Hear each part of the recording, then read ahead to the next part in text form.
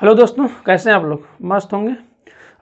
आज देखिए यह वर्ल्ड जियोग्राफी का आज के जो टॉपिक हमारा वो पृथ्वी की आंतरिक संरचना, इसके बारे में हम जानेंगे कि पृथ्वी का जो इंटरनल स्ट्रक्चर कैसा है, तो इसके बारे में हम समझेंगे। तो ये आपको दिख रहा होगा पूरा, ये आपका अर्थ दिख रहा है। तो देखिए जो पृथ्वी हमारी 3 भागों में विभक्त, यानी कि इसके जो अंदर है ना, ये 3 भागों में विभक्त है, जिसको हम भूपर्पटी बोलते हैं, फिर मेंटल बोलते हैं, इसके बाद कोर बोलते हैं ना।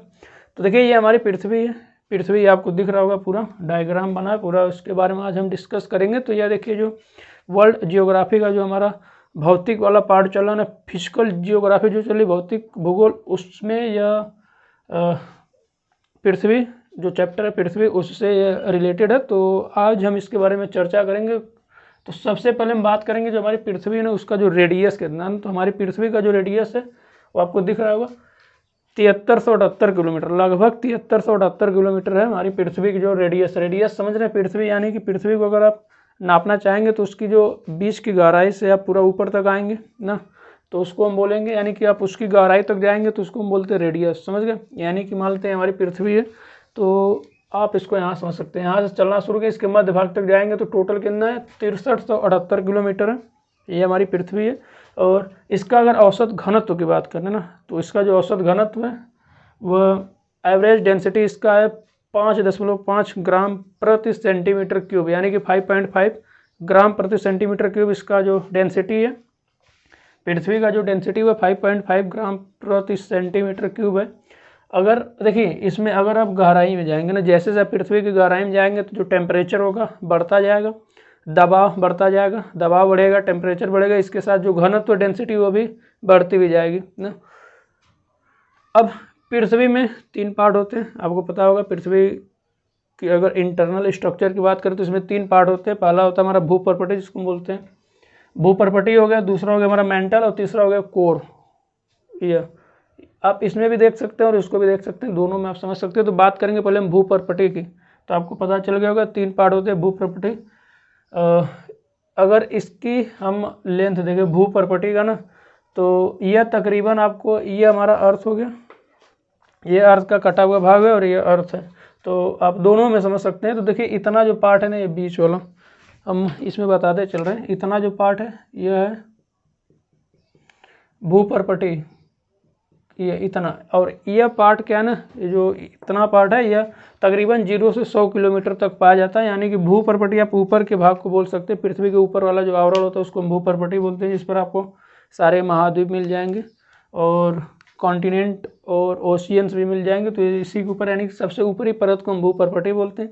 इसके अंदर जाएंगे तो आपको मेंटल मिलेगा।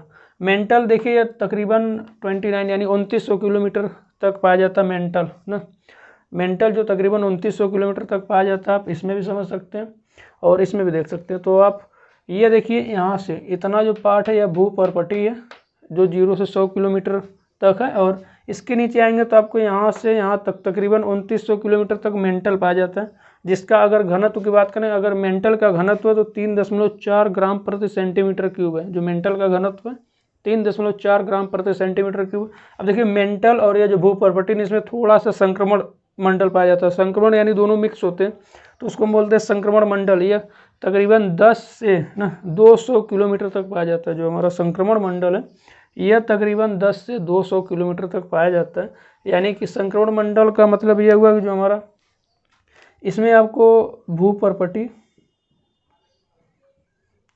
प्लस मेंटल दोनों का भाग पाया जाता है। इसको आप दुर्बलता मेंटल भी बोलते हैं, दुर्बलता मंडल। तो ये भूपर्पटी और मेंटल दोनों मिक्स हो जाते हैं, तो उसको हम तकरीबन वो 10 से 200 किलोमीटर तक पाया जाता है।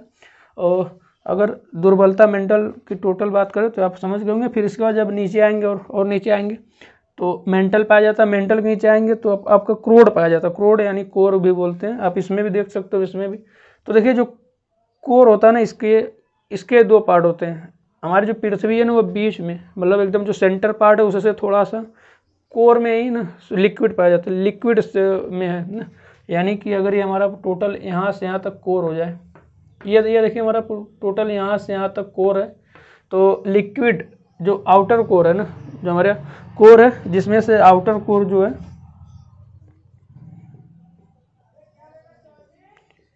आउटर कोर है ना, तो ये लिक्विड पाया जाता है। जो आउटर कोर है वो लिक्विड में पाया जाता है, जिसकी अगर हम मोटाई की बात करें तो तकरीबन 2220 किलोमीटर है। जो आउटर कोर है जो लिक्विड में पाया जाता है उसकी मोटाई की बात करें तो तकरीबन 2220 किलोमीटर आपको पड़ेगा, वो लिक्विड के फॉर्म में पाया जाता है। और इनर कोर की बात करें तो सॉलिड पाया जाता है ना। इनर कोर जो हमारा सॉलिड पाया जाता है और उसका अगर मोटाई की बात करें तो तकरीबन 1225 किलोमीटर पड़ेगा। यानी कि ये मान लो तुम्हारा इनर कोर हो गया और इतना आउटर कोर, तो यह कितना पड़ेगा लिक्विड और यह सॉलिड, यानी कि 1225 किलोमीटर। अगर इसमें देखा जाए तो यहाँ से यहाँ तक हमारा जो लिक्विड है वह 2220 किलोमीटर है।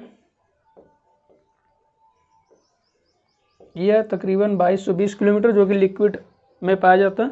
अगर इनर कोर की बात करें, ये आउटर कोर हुआ, ये इनर कोर हुआ, तो अगर आउटर कोर की बात करें तो 2220 किलोमीटर, अगर इनर कोर की बात करें तो तकरीबन 1225 किलोमीटर।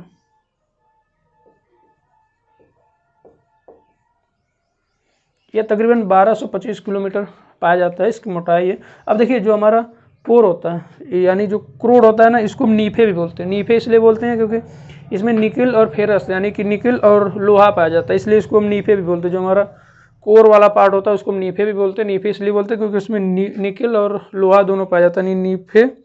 नीफे यानी इसको आप अगर ऐसे समझना चाहें तो यह हुआ यानाई से निकेल हुआ और एफ ई से हुआ हमारा फेरस यानी लोहा, और एन आई से निकेल, तो इसको नीफे भी बोलते हैं। और आपको पता चल गया होगा जो निकिल और फेरस कहाँ पाए जाते हैं, तो क्रोड में पाए जाते हैं। और इसके जो आउटर कोर है वो लिक्विड में पाया जाता है और इनर कोर सॉलिड में पाया जाता है। तो इसको भी आप समझ गए होंगे। यह आप अर्थ है और ये भी अर्थ है, इसका लेकिन कटा हुआ भाग है।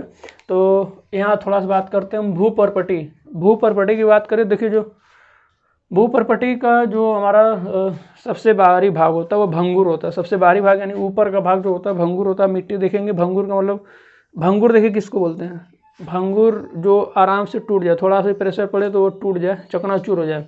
एक होता है तन यानी जो तन जाए, तो भंगुर हुआ जो टूट जाए। और यह देखिए जो भूपर्पटी की अगर औसत मोटाई देखा जाए भूपर्पटी, तो यह जो महासागरों के नीचे तकरीबन 5 किलोमीटर तक पाई जाती है भूपर्पटी, और महाद्वीपों के नीचे 30 किलोमीटर तक पाई जाती है। और हिमालय आपको पता होगा, हिमालय के नीचे तकरीबन 70 किलोमीटर तक पाई जाती है यह औसत मोटाई है भूपर्पटी की। अगर इसके हम घनत्व की बात करें, जो हमारा भूपर्पटी है, अगर इसके हम घनत्व की बात करें तो हमारा जो भूपर्पटी का घनत्व है वो आपको मिल जाएगा तकरीबन 3 ग्राम प्रति सेंटीमीटर क्यूब। यानी कि जो हमारा भूपर्पटी का जो घनत्व है, डेंसिटी है, वह 3 ग्राम पर सेंटीमीटर क्यूब है। अगर हम बात करें महासागरों के नीचे घनत्व की, अगर हम महासागर के नीचे जाएंगे घनत्व निकालेंगे तो उसमें थोड़ा सा कम हो जाएगा, 2.7 ग्राम पर सेंटीमीटर क्यूब आता है महासागरों के नीचे यह जो हमारा भूपर्पटी इसका घनत्व। अगर बात करें मेंटल, तो देखिए तकरीबन आप यहाँ से ना यहाँ तक जाएंगे, यहाँ से यहाँ तक जाएंगे तो तकरीबन आपको 13 ग्राम प्रति सेंटीमीटर क्यूब घनत्व पाया जाता है ना। इसके बाद बढ़ जाता है, अचानक से बढ़ जाता है। लिक्विड है तो आपको पता चलेगा कि पृथ्वी के अंदर लिक्विड यानी कि जो हमारा इनर कोर वह सॉलिड होता है और इसके जस्ट ऊपर हमारा लिक्विड होता है। यानी कि पृथ्वी कैसी, तो अंदर लिक्विड फॉर्म में। तो आप इसको समझ गए होंगे कि ये देख लेते हैं, एक बार हम फिर से बता देते हैं और इसको फिर इसके बारे में भी हम डिस्कस कर देते हैं। तो ये हुआ हमारा भूपर्पटी यानी, और ये जो दिख रहा है इसको भूपर्पटी बोलते हैं। फिर यह मेंटल आएगा, मेंटल 2900 किलोमीटर है और यह सॉलिड शेप में होता है मेंटल। आपको आप जब जाएंगे ये जो बना हो ना, यह देखिए मिट्टी की परत, मतलब जो मिट्टी होती है ना परतदार होती है, मतलब एक परत के ऊपर एक परत चढ़ी रहती है। तो आप ऐसे भी समझ सकते हैं। आप जैसे मान लीजिए अगर कहीं खुदाई होता है तो आप देखेंगे कभी पीली मिट्टी आती है, फिर उसके बाद लाल, ऐसे मिट्टी का जो रंग होता है, काली मिट्टी, सब चेंज होता रहता है। तो जो मिट्टी है वो काफ़ी, यह जो पृथ्वी है काफ़ी पुरानी है, आपको पता होगा। तो अगर टोटल बात करें तो आपको बता दिए तकरीबन 6378 किलोमीटर, यानी अगर आप यहाँ से पूरा इसका रेडियस देखेंगे तो 6378 किलोमीटर लगभग आता है। तो ये मेंटल समझ गए। मेंटल के बाद आता है हमारा कोर। कोर में आपका इनर कोर और आउटर कोर। जो आउटर कोर होता है वह लिक्विड होता है जिसकी मोटाई की बात करें तो 2220 किलोमीटर, और इनर कोर की बात करें तो उसकी जो मोटाई है 1225 किलोमीटर। ये आप समझ गए। और जो कोर होता है ना, इसको हम नीफे भी बोलते हैं, और यह काफ़ी भारी होता है। जो देखिए भारी होगा तो अचानक से जब डेंसिटी नीचे आएगा तो यही जो डेंसिटी आता है तो इससे बढ़ जाता है। अब आप समझ गए होंगे यह भारी होने के कारण जो डेंसिटी बढ़ता क्यों है। तो आप जानते होंगे कि डी इक्वल टू क्या होता है, यानी घनत्व इक्वल टू क्या होता है, डेंसिटी इक्वल टू होता है हमारा मास अपॉन वॉल्यूम। तो देखिए अगर इसमें समझिए, अगर हमारा मास बढ़ेगा, अगर मास बढ़ेगा तो यह भी बढ़ेगा, क्योंकि डायरेक्टली प्रोपोर्शनल है। अगर वॉल्यूम, जो हमारा वॉल्यूम है, अगर यह अगर घटेगा तभी ये बढ़ेगा, अगर यह बढ़ेगा तो ये घटेगा, मतलब उल्टा होता है। यानी कि यहाँ देखिए यह बढ़ रहा है, भारी होता है, तो इसलिए जो हमारा डेंसिटी होता है जितने नीचे जाएंगे उतने बढ़ता हुआ चला जाता है। तो आप समझ गए होंगे इसको कि जो हमारा डेंसिटी होता है पृथ्वी के नीचे जाएंगे तो बढ़ता हुआ जाएगा, और टेम्परेचर जो तापमान होता है वो भी बढ़ेगा, इसके साथ जो दबाव बढ़ेगा वो भी बढ़ेगा। अब तक देखिए जो दक्षिण अफ्रीका के जो सोने के खाने हैं उससे 4 किलोमीटर गहराई तक ही जाया जा सका। उसके नीचे जो हमारे वैज्ञानिक और जो वे लोग नहीं जा पाए ना, तो जो हमारी दक्षिण अफ्रीका के जो सोने के खाने हैं ना उससे 4 किलोमीटर गहराई तक ही अब तक पृथ्वी के अंदर हम लोग जा सके, उसके नीचे नहीं जा सके। ये सब देखिए कैसे हमको पता चला, तो इसके बारे में डिस्कस करेंगे। जो भूकंपी तरंगे होती है ना, उससे जो P और S होती है ना, उससे इसके बारे में पता चला। आपको पता होगा जो S तरंगे होती है वह लिक्विड में नहीं जाती, यानी सेकेंडरी तरंगे, और एक होता है P और S ना। तो उससे यह जो चीज़ें निष्कर्ष आया, तो किससे, जो भूकंपी तरंगे होती हैं उससे ये निष्कर्ष आया, जो हमारे वैज्ञानिक उससे निष्कर्ष निकाले, तो उसके बारे में हम चर्चा करेंगे बहुत जल्द। नेक्स्ट वीडियो में उसके बारे में भी चर्चा कर देंगे कि इसके बारे में कैसे पता चला। तो बस इतना जानिए कि जो हमारी भूकंपी तरंगे होती हैं उससे जो वैज्ञानिक टोटल खोज कर बताएंगे, क्योंकि जो P और S तरंगे होती हैं इनके अपने कुछ गुण होते हैं ना। गुण होने के कारण क्या होता है कि जो S तरंगे होती हैं वे लिक्विड से नहीं गुजरती ना, और जो P तरंगे होती हैं वो सबसे गुजर जाती हैं। तो इसलिए तो देखिए जब S तरंगे आएंगी तो वे जो लिक्विड आएगा तो वहाँ से क्या करेंगे, मतलब नहीं गुजरेंगे, तो फिर वह रिवर्स चले जाएंगे, टोटल रिफ्लेक्शन हो जाएगा उनका, तो चली जाती है। तो इसके बारे में हम डिस्कस करेंगे। तब तक इसको तो आप समझ गए होंगे जो क्रूड होता है उसका घनत्व 5 ग्राम प्रति सेंटीमीटर क्यूब होता है। देखिए भूपर्पटी का कितना हुआ, यानी कि हमारा जो भूपर्पटी हुआ इसका डेंसिटी की बात करें तो 3 ग्राम प्रति सेंटीमीटर क्यूब हुआ, और महासागर के नीचे जाएंगे तो 2.7 यानी 2.7 ग्राम प्रति सेंटीमीटर क्यूब हुआ। अगर इसकी बात करेंगे, क्रूड की बात करेंगे ना, तो क्रूड में देखिए जो लिक्विड वाला फॉर्म है वह जो लिक्विड में है वह 2220 किलोमीटर है, और जो ठोस में है यानी जो इनर कोर है वह 1225 किलोमीटर। अगर इसके घनत्व की बात करें तो 5 ग्राम प्रति सेंटीमीटर क्यूब है क्रूड का, और इसका जो पृथ्वी का जो आयतन है ना, इसका 16% भाग यह पूरा लिया क्रूड, पृथ्वी का 16% भाग यह क्रूड लिया। तो यह इसमें आप समझ गए होंगे कि क्या चीज़ कैसे है, और कुछ छूटा नहीं है। तो आप समझ गए होंगे जो पृथ्वी होता है उसका औसत घनत्व आपको 5.5 ग्राम प्रति सेंटीमीटर क्यूब मिल जाएगा। देखिए जहाँ पर मेंटल और भूपर्पटी मिलती है उसको हम संक्रमण काल या दुर्बलता मंडल भी बोलते हैं।